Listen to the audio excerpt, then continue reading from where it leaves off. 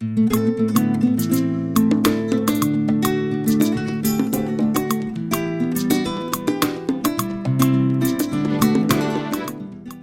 fidèles téléspectateurs et bienvenue à ce nouveau numéro de Gros Plan. Pour aujourd'hui, nous faisons un gros plan sur les entreprises publiques de l'État. Alors, nous avons eu à faire quand même des investigations, tenter un peu de nous poser des questions, nous en tant que médias publics. Nous nous disons, pourquoi certaines entreprises publiques se retrouvent aujourd'hui comme des canards boiteux? Alors, à la réponse que certains ont tenté de nous donner, on dit, bon, il y a des fois la manipulation pour les délégations syndicales qui sont souvent en contradiction avec le directeur général, alors que les délégations syndicales sont censées accompagner, n'est-ce pas, les travailleurs. Bien sûr, dans le cas d'accompagner les travailleurs, il serait bon d'être, n'est-ce pas, en conformité avec le numéro 1 de l'entreprise, dans le souci de regarder dans la même direction. Et le tout, lorsque le tout ça parvient à marcher très bien, c'est à l'avantage, n'est-ce pas, de cette dernière. Alors, nous sommes allés encore plus loin, à mener nos enquêtes. Mais nous sommes dit, même dans le monde des aveugles, le borgne est roi. C'est-à-dire, dans cette mannaille-là, n'est-ce pas, des différentes entreprises qui se retrouvent aujourd'hui comme des canards boiteux, mais il y a certaines qui se distinguent. Se distinguent pourquoi? Tout simplement par rapport au management de leur numéro 1, pour ne pas dire leur DG. C'est pourquoi dans le cadre de prendre le tout dans la globalité, nous sommes partis également dans une certaine particularité. Faire un petit gros plan sur l'entreprise la Congolaise de Voies Maritimes, par exemple. Ce n'est qu'un exemple parmi tant d'autres. Cette entreprise chapeautée par une dame qui triomphe sous l'appellation de Madame Christine Toussé Daoumbo, alors elle fait le tout pour que cette entreprise puisse aller, n'est-ce pas, de l'avant. Que cette entreprise parvienne à se distinguer, surtout aujourd'hui avec cette drague que cette entreprise peut parvenir, n'est-ce pas, à prendre. Cette drague qui a été baptisée sous le nom du président de la République, Félix Antoine Tshisekedi Tshilombo. Alors, ce mouvement, ou bien cet exploit, lui a créé autant de noises. Alors nous nous sommes dit, dans le cadre de nos enquêtes, nous ne sommes pas seuls. On a tenté de faire interroger aussi d'autres confrères journalistes, c'est dans le cadre toujours de différentes réflexions. Alors nous sommes tombés sur un de nos confrères. J'ai cité M. Médard Kalama Kassa, il est patron du magazine RD Congo Monde. Alors lui a tenté un peu, en sa manière, de faire des analyses, tenter un peu de pousser plus loin. Parce que notre travail, vous savez, en tant que média, comme quatrième pouvoir, nous sommes censés de faire ce travail-là. Surtout qu'on venait de célébrer même cette journée, n'est-ce pas, de la liberté de la presse, c'était le 3 mai dernier. Alors, nous avons tenté un peu de faire des analyses là-dessus. C'est pourquoi je ne préférais pas faire beaucoup de commentaires, je préfère lui passer la parole, vous allez le suivre, écoutez un peu lui aussi à sa manière, comment il trouve, comment les choses sont en train d'évoluer, en général et en particulier à la Congolaise de Voies Maritimes. Suivons Chims Kapangala et on va se retrouver juste après, avant de se dire au revoir. En rapport avec ce que vous veniez de dire, j'ai suivi très attentivement. Je me suis rendu compte que, après des analyses, après plusieurs investigations menées, et puis je m'étais aussi donné la discipline de comprendre un peu le fonctionnement des entreprises publiques congolaises. Et après maintes recherches, j'ai compris que par-dessus tout ce qui se passe dans les entreprises congolaises, il y a ce qu'on appelle en français la manipulation. Certes, notre pays vient de quelque part, et puis nous sommes en pleine phase de reconstruction ou de relèvement. Et le grand piège dans lequel certaines entreprises, pour ne pas dire les entreprises, pour dire que les dirigeants des entreprises tombent, c'est la manipulation qui se passe autour de certaines délégations syndicales. Et de là, dans la perspective ou dans la vision de reconstruire ce pays, il y a lieu de revenir à la morale ou de revenir au bon sens pour redéfinir le rôle de la délégation syndicale. Parce que quand un rôle n'est pas bien défini, et la plupart des gens, ils tombent dans la manipulation. Parce que quand vous n'avez pas connaissance sur votre rôle, sur ce que devrait être vous devez faire travail. Le grand piège dans lequel on tombe, c'est la manipulation. parle de manipulation, c'est-à-dire on est emporté à tout vent juste pour nuire à quelqu'un qui a une vision précise. Je vous ai suivi, directeur, en train de relever un aspect sur Madame Marie-Christine Toussé. Elle est directeur général de la Congolaise de Voies Maritimes. Ça fait quelques années qu'elle a été nommée. Au départ, c'est une personne, pour certains caciques, ils se disaient qu'elle n'était pas capable de relever ces défis.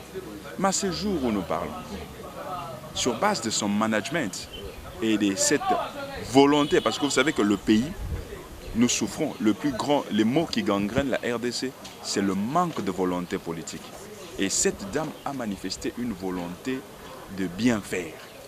Et dans cette volonté, aujourd'hui où nous parlons, nous pouvons carrément la considérer comme une femme qui a fait des exploits.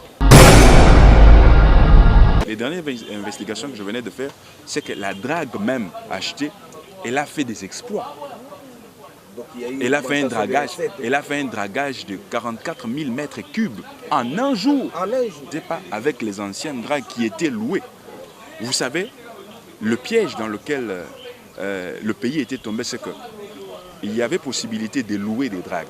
Mais les dragues ne venaient que pour une fois le mois. Et puis ça revenait après 6 mois. Mais là, la société, la Congolaise, a sa drague en permanence. A sa drague en permanence. Et la drague continue de faire le dragage en question dans le bief maritime. Et de jour après jour, on se voit qu'il y a une nette amélioration. Et au-delà, je vais vous faire une confidence.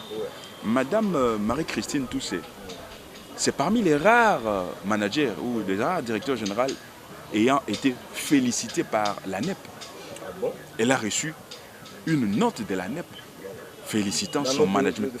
Oui, la NEP, c'est l'association des entreprises publiques. Oui. L'association nationale des entreprises publiques. Mais elle, parmi les rares directeurs généraux, ou parmi les rares directeurs généraux, je veux dire, c'est elle qui a été plébiscitée ou félicitée. Pourquoi? Parce que 41 ans après, elle a relevé un challenge, un défi pour lequel beaucoup ne pouvaient pas s'imaginer. Et vous voyez, comme on a dit d'entrée de jeu dans l'émission, c'est autour de ces exploits que la dame maintenant se retrouve un peu victime d'une certaine manipulation autour des délégations syndicales. D'après mes investigations, c'est depuis le mois d'octobre qu'à la CVM, les gens sont payés régulièrement. Malgré la dure période, mais les gens sont payés régulièrement. En fait, la manipulation se trouve à quel niveau? Il y a une frange de personnes qui n'étaient pas habituées au système bancaire. Voilà.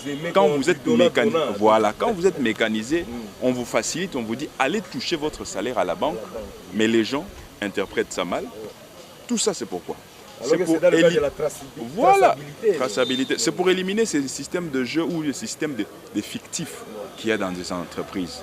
Vous verrez quelqu'un qui ne travaille pas, mais puisqu'il il a assumé des hautes fonctions à un temps, il se donne le luxe de donner des numéros matricules à certains membres de sa famille et ces gens qui ne prestent pas, mais qui doivent aller toucher régulièrement.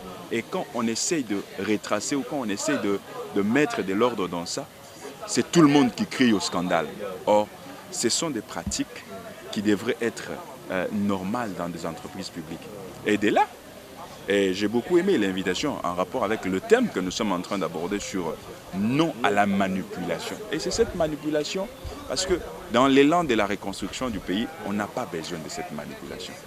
Le chef de l'État, il est tellement préoccupé par le problème de la République ou par le problème du pays qu'on n'a pas besoin d'entendre des petits bruits à gauche, à droite, criant juste à une manipulation.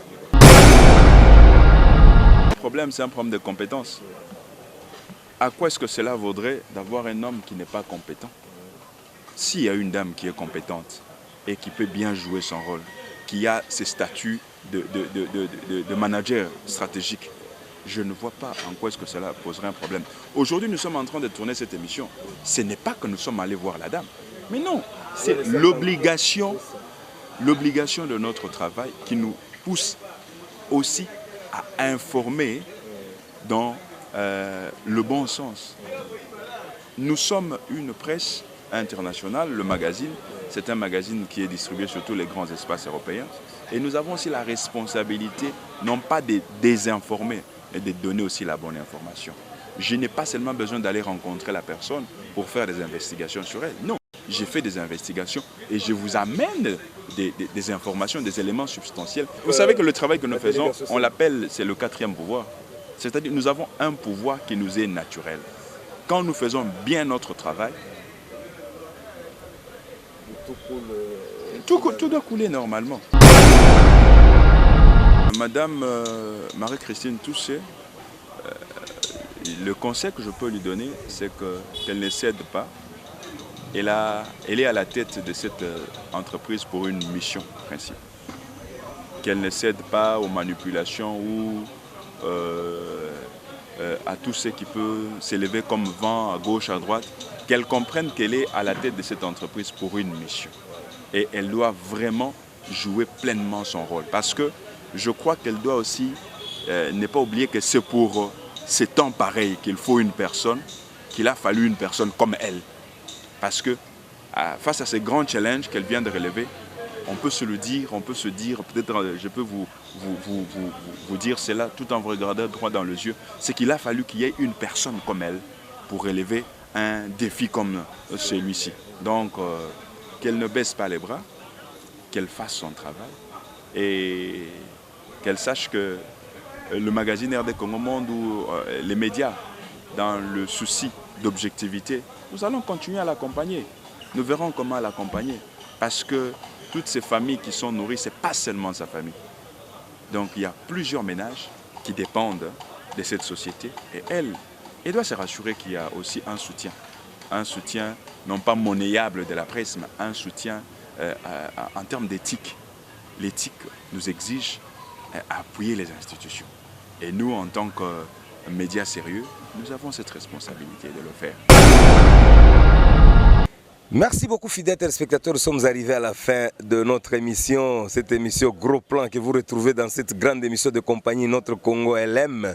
Alors pour aujourd'hui nous avons fait un gros plan, vous l'avez constaté vous-même, sur la congolaise de voies maritimes, en particulier en général sur, n'est-ce pas, les entreprises publiques de l'État. Pourquoi ces entreprises se retrouvent aujourd'hui comme étant des canards boiteux? Nous sommes posés 1001 questions avec la réflexion que vous venez de suivre de mon confrère Médard Kalamakassa, n'est-ce pas, de RD Congo Monde. Alors vous avez suivi vous-même combien il a parlé de cette manipulation. N'est-ce pas, certaines manipulations qui frisent un peu de partout, n'est-ce pas, qui arrivent et qui touchent la délégation syndicale. Et cette dernière ne facilite pas la tâche aux directeurs généraux en général.